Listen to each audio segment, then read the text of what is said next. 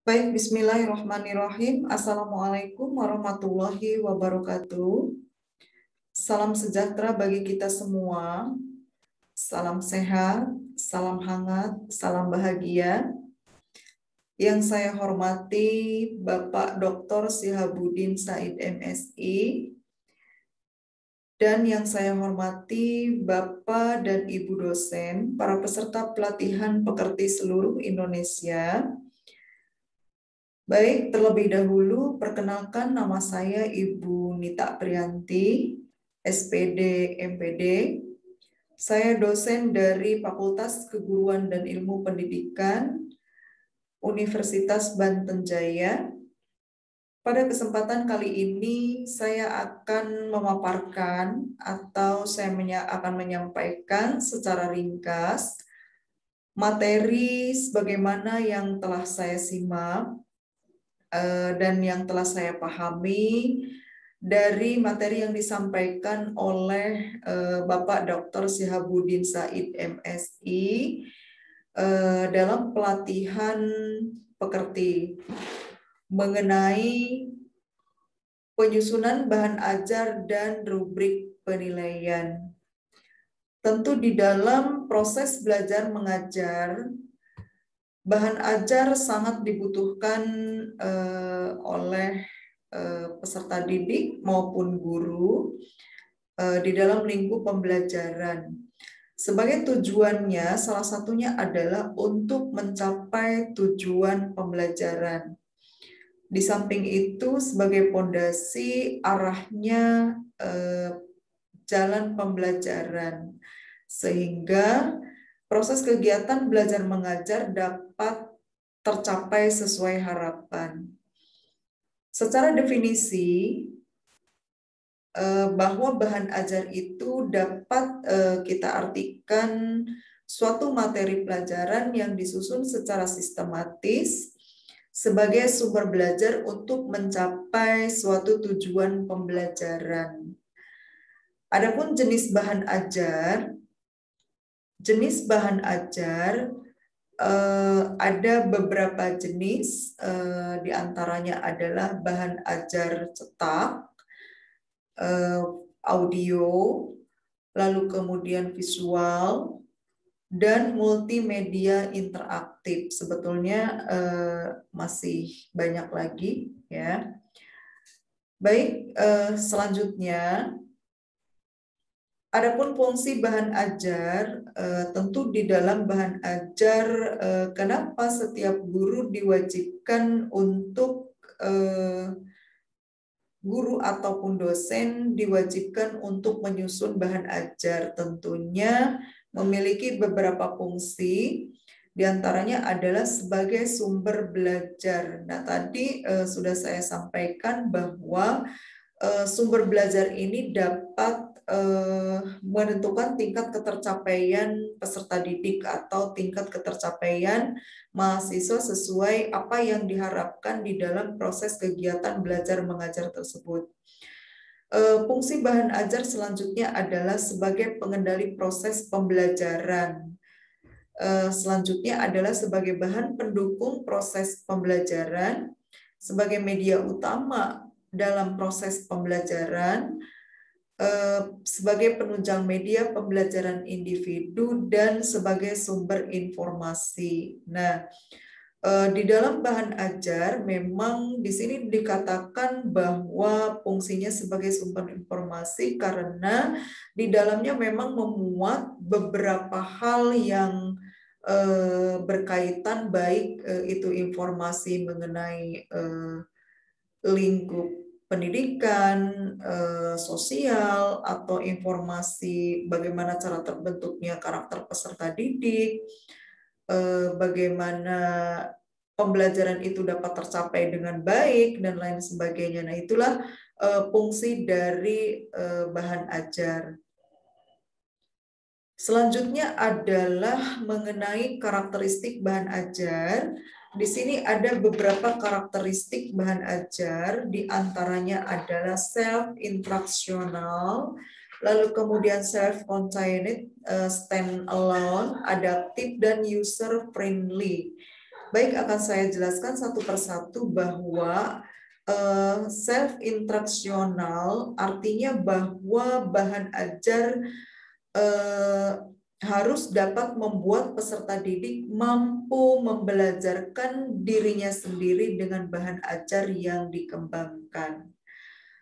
Selanjutnya, dapat diartikan pula sebagai bahwa bahan ajar harus memuat tujuan dan rumusan secara jelas. Tentu memang ini sangat dibenarkan sekali bahwa bahan ajar yang kita muat tentu tidak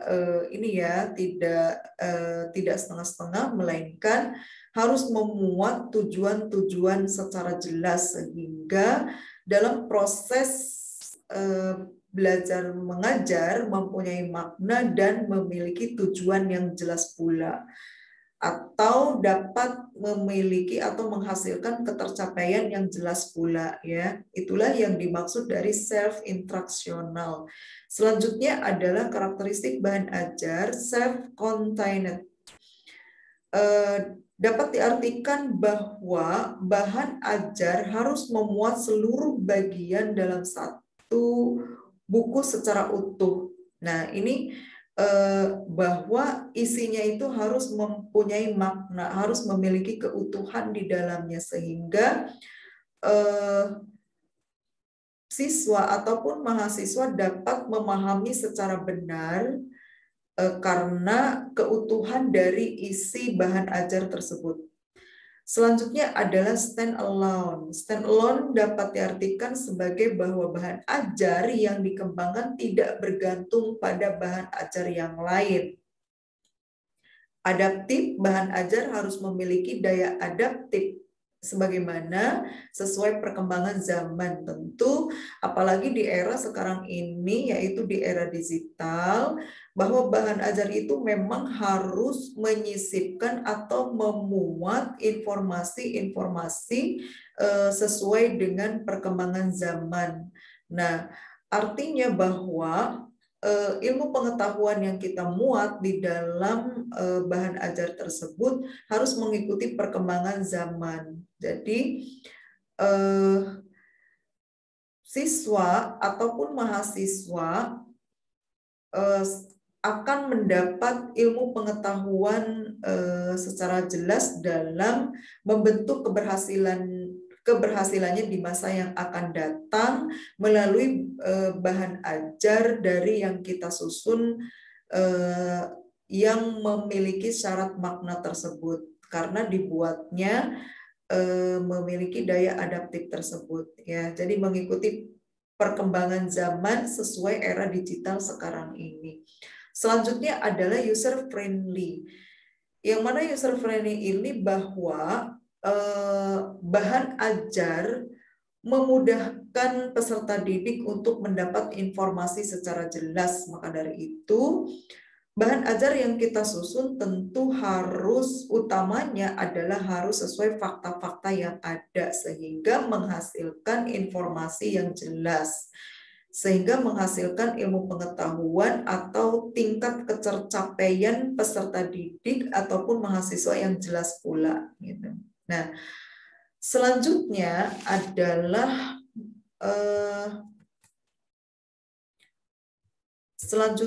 mengenai jenis-jenis bahan ajar. Jenis-jenis bahan ajar di sini ada beberapa jenis. Ada bahan ajar yang tidak dapat diproyeksikan. Sebagai contohnya bisa berupa foto, berupa diagram, berupa display, atau berupa model. Nah, inilah yang termasuk ke dalam bahan ajar yang tidak dapat diproyeksikan. Sedangkan bahan ajar yang dapat diproyeksikan ini sebagai contohnya adalah bisa berupa slide, bisa berupa film, overhead, transparan, proyeksi komputer, dan lain sebagainya. Lalu kemudian ada jenis audio, artinya dapat didengarkan, bahan ajar yang dapat didengarkan. Video, tentu kalau video itu semuanya tahu, bisa dilihat, bisa didengarkan pula. Dan media, itulah yang termasuk ke dalam jenis bahan ajar. Selanjutnya, jenis bahan ajar kalau dikategorikan secara umum itu ada 2 kategori, ada bahan ajar cetak, yang mana bahan ajar cetak itu bisa berupa buku, bisa berupa modul, bisa berupa lembar kerja, dan lain sebagainya. Sedangkan bahan ajar non cetak, sebagai contohnya bisa berupa video, bisa berupa audio, bisa berupa OHT, dan lain sebagainya. Nah, selanjutnya mengenai prinsip pengembangan bahan ajar. Nah, prinsip pengembangan bahan ajar di sini ada 3 kategori, ada relevansi, yang mana relevansi itu dapat diartikan sebagai kesesuaian, artinya sesuai, berarti memiliki keterkaitan atau memiliki hubungan antara rencana dengan capaian. Berarti segala sesuatu yang kita rencanakan di dalam proses belajar mengajar, tentu ini harus ada hubungannya dengan yang ingin kita capai. Ada keterkaitannya dengan yang ingin kita capai. Apa yang ingin kita capai? Misalkan tingkat keberhasilan peserta didik atau tingkat keberhasilan mahasiswa secara maksimal. Nah, tentu rencana yang kita rencanakan itu apa-apa saja sebagai upayanya gitu ya, sehingga dapat menghasilkan tingkat ketercapaian secara maksimal. Nah, lalu kemudian sebagai prinsip pengembangan bahan ajar memiliki konsistensi, artinya memiliki keajegan, ajeg gitu ya. Nah, berarti kalau konsistensi itu harus konsisten, sebagai contohnya antara materi yang kita jelaskan itu harus sesuai dengan mata pelajaran. Jadi, mata pelajaran atau mata kuliah itu harus sesuai dengan apa yang kita jelaskan. Jadi memiliki keajegan, memiliki konsistensi, ya. Jadi artinya sesuai antara penjelasan dengan yang disampaikan. Jangan sampai contoh seperti ini. Mata kuliahnya matematika tapi menjelaskan hal yang lain, misalkan menjelaskan bidang geografi misalkan gitu ya, atau kalau di sekolah-sekolah misalkan mata pelajaran ekonomi tapi menjelaskannya tentang misalkan sejarah gitu ya. Nah, ini kan tidak ada kesambungan, tidak ada keajegan. Jadi di dalam proses belajar mengajar, bahan ajar yang kita susun itu memang harus memiliki konsistensi, artinya memiliki keajegan gitu ya. Nah, lalu kemudian prinsip pengembangan bahan ajar selanjutnya adalah adekuasi, atau dapat diartikan cukup ya, bahwa bahan ajar yang kita buat itu tidak bertele-tele. Berarti kan kalau tidak bertele-tele, setidaknya kan harus isinya memiliki kepadatan, singkat, tetapi tidak singkat pula ya, karena memang dalam pembuatan bahan ajar itu harus memenuhi syarat gitu ya, harus memenuhi kriteria, tidak bertele-tele, tidak terlalu sedikit atau tidak terlalu banyak juga. Yang penting idealnya seperti apa gitu, sehingga memenuhi syarat dalam pembuatan bahan ajar. Jadi dalam pembuatan bahan ajar itu memang tidak tidak secara asal, melainkan memang harus memenuhi kriteria atau sesuai yang dipersyaratkan gitu ya. Nah, sehingga hal tersebut dikatakan masuk ke dalam kategori cukup. Jadi bahan ajar yang dapat dikatakan cukup itu bahan ajar yang seperti apa ya? Tentu kita semua tahu yang dapat dikatakan cukup itu seperti apa ya. Memang tidak harus tebal ya, kategori ini buku atau bahan ajar yang terbaik karena memiliki ketebalan yang cukup banyak misalkan, tidak seperti itu. Melainkan kategori cukup itu ya tadi tidak bertele-tele, tidak terlalu banyak, tidak terlalu sedikit pula, atau tidak terlalu singkat pula, akan tetapi memiliki makna, memiliki ketajaman isi di dalamnya sehingga memenuhi syarat atau memenuhi kriteria, ya. Itulah yang disebut dengan adekuasi atau cukup. Oke. Baik, selanjutnya, adapun tujuan pengembangan bahan ajar, di sini ada beberapa yang akan saya sebutkan. Menyediakan bahan ajar yang sesuai dengan tuntutan kurikulum. Memang dalam pembuatan bahan ajar itu tidak asal membuat bahan ajar atau sesuai ide sendiri atau misalkan sesuai keinginan sendiri tapi tidak melihat syarat yang lain, ya. Nah, melainkan dalam pembuatan bahan ajar itu memang kita harus melihat kurikulumnya terlebih dahulu. Kita sesuaikan sehingga ada kesesuaian, ya. Jadi kita tidak berjalan sendiri, tidak berdasarkan keinginan sendiri, akan tetapi harus ada pondasinya terlebih dahulu gitu sebagai penopangnya, yaitu kurikulum, ya. Lalu kemudian mempertimbangkan kebutuhan peserta didik. Nah, ya, tentu kebutuhan peserta didik disesuaikan, kita pertimbangkan, ya. Misalkan kalau misalkan standarnya SMP, ya tentu bahan ajar yang kita buat itu harus sesuai dengan standar SMP. Kalau memang standarnya SMA, tentu kita membutuhkan pertimbangan bahan ajar yang kita buat itu harus sesuai dengan standar SMA, ya. Jadi kalau perguruan tinggi ya tentu itu standar perguruan tinggi, ya. Jadi kita tentu untuk misalkan sebagai guru ketika memberikan ketika membuat bahan ajar, nah itu harus disesuaikan dengan kebutuhan peserta didiknya. Kalau memang itu standar sekolah SMP atau SMA, ya berarti disesuaikan termasuk tata bahasa, termasuk misalkan bahasa-bahasa istilah, ya, termasuk kalimat yang memang tidak perlu digunakan terlalu menggunakan bahasa yang terlalu tinggi, ya. Mungkin kalau di perguruan tinggi ini kemungkinan berlaku karena kan yang namanya perguruan tinggi kan sudah levelnya tingkat atas gitu, ya, sehingga boleh menggunakan kalimat-kalimat atau bahasa-bahasa istilah yang dianggap atau kategori berwawasan lah gitu, ya. Jadi agak sedikit gunakan mungkin bahasa istilah, ya. Jadi ada bahasa-bahasa yang tinggi mungkin sehingga itu sebetulnya tujuannya itu untuk mahasiswa itu agar berwawasan jauh lebih luas lagi gitu, ya.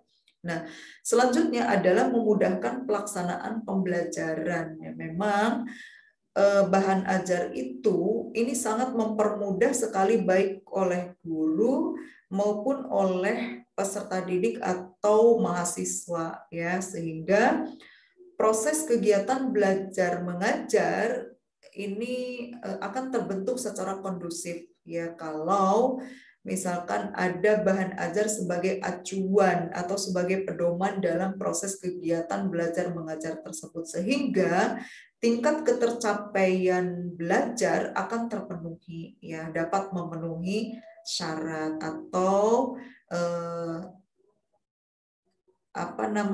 tingkat keberhasilannya dapat mencapai secara maksimal, seperti itu kira-kira. Selanjutnya adalah mengenai teknik penyusunan bahan ajar.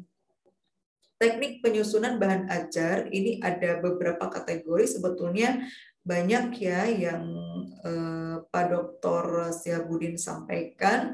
Saya akan menyampaikan kembali poin-poinnya. Di antaranya memiliki kompetensi. Tentu di dalam menyusun bahan ajar itu harus mengandung makna, harus mengandung mutu, harus memiliki kompetensi gitu, ya. Sehingga siswa ataupun mahasiswa mudah untuk memahami, mudah untuk menangkap apa yang ada dalam isi bahan ajar tersebut, ya, sehingga pengetahuan mahasiswa atau pemahaman mahasiswa dalam bahan ajar tersebut cepat dalam memahami, gitu ya. Selanjutnya adalah memiliki ketertarikan dalam menyusun bahan ajar. Bahan ajar memang harus menarik. Apa yang kita buat itu memang harus ada ketertarikan. Ketertarikan dilihat dari sisi mana? Nah, bisa jadi dari sisi background-nya, ya bisa jadi dari sisi warna. Ini sangat penting sekali walaupun terkadang dianggap sepele terkait warna, ya. Warna bahan ajar, contoh misalkan buku. Tentu kalau kita memiliki atau menyusun buku, membuat buku, nah sebagai background-nya atau sampulnya kita harus desain semenarik mungkin sehingga orang lain ada ketertarikan, ada keinginan untuk membaca, ya. Jadi terbangun seleranya untuk membaca bahan ajar yang kita buat, misalkan contoh buku. Nah, buku ini memang dalam penyusunan buku memang harus memiliki ketertarikan. Tadi ya mulai dari kalau kita lihat dari cover, dimulai dari judul, itu harus memiliki ketertarikan, ada daya tarik sehingga orang lain berminat untuk membacanya gitu. Ini sangat berpengaruh sekali ya. Dimulai dari judul, lalu kemudian dimulai dari background-nya ya. Lalu kemudian dilihat dari sisi warna, ini sangat penting sekali, apalagi isi ya. Kalau kita beralih kepada isi, tentu isinya harus memiliki syarat makna gitu ya. Nah, jadi secara isi memang tadi tidak perlu bertele-tele, tidak perlu kita gunakan kalimat yang terlalu jauh untuk dijangkau oleh pembaca gitu ya. Akan tetapi lebih baik kita gunakan kalimat-kalimat sederhana akan tetapi memiliki makna. Nah, ini sehingga bahan ajar yang kita buat atau buku atau modul yang kita buat itu memiliki ketertarikan bagi pembaca. Ini sangat penting sekali ya. Lalu kemudian tata letak kalimat, tata letak tulisan, spasi ya dan lain sebagainya ini sangat penting sekali walaupun dianggap terkadang sepele ya gitu. Dari judul juga kan ini harus didesain semenarik mungkin, tidak perlu panjang lebar juga berkaitan dengan judul, yang penting judul itu dapat dipahami arahnya kemana gitu ya. Nah, selanjutnya adalah mudah dipahami yang barusan saya sampaikan bahwa isi buku itu harus memiliki syarat makna dengan tujuan agar mudah dipahami oleh pembaca pada umumnya gitu ya. Sehingga dengan mudah dipahami akhirnya si pembaca memiliki ketertarikan untuk memahami buku tersebut gitu ya atau bahan ajar tersebut ya. Boleh misalkan dibarengi dengan gambar-gambar, ilustrasi yang lain gitu ya dan lain sebagainya sehingga biasanya memang dalam bahan ajar itu untuk lebih dipahami biasanya dibarengi dengan gambar ya. Dengan diagram ya, jadi ini ya grafik gitu dan lain sebagainya ya sehingga ini jelas arahnya, jelas buku itu kemana gitu ya. Nah, lalu kemudian memiliki isi yang kompleks. Nah tadi seperti yang dijelaskan bahwa isi buku itu sebetulnya tidak perlu bertele-tele ya. Walaupun singkat, halamannya sedikit misalkan, tapi tidak terlalu sedikit juga ya. Idealnya kan ada idealnya jumlah halaman itu. Nah, jadi memiliki isi yang kompleks. Jadi walaupun sederhana, akan tetapi memiliki makna ya. Isinya jelas, tidak berbelit-belit, akan tetapi syarat makna yang saya jelaskan tadi. Baik, hanya itu yang dapat saya sampaikan. Terima kasih, kurang lebihnya mohon maaf.